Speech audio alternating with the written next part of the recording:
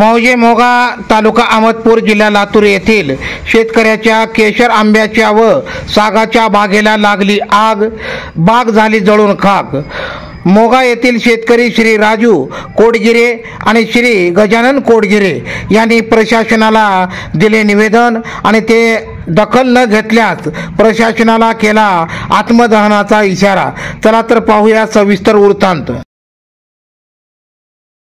माझं नाव राजू देवीदास कोडगिरे, मी राहणार मोगा तालुका अहमदपूर जिल्हा लातूर। माझं वय 45 वर्ष आहे। मी जन्मापासून मोगा येथे रहिवासी आहे।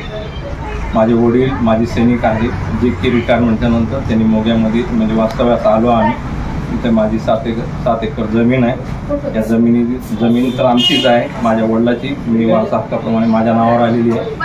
आता त्या बांधाऱ्याचा वाद चालू होता, त्या वादाचं वास्तव मागच्या 15 वर्षापासून त्याचं वास्तव आज मला ह्या आंबेजळीत प्रकरणामध्ये दिसायला लागलं।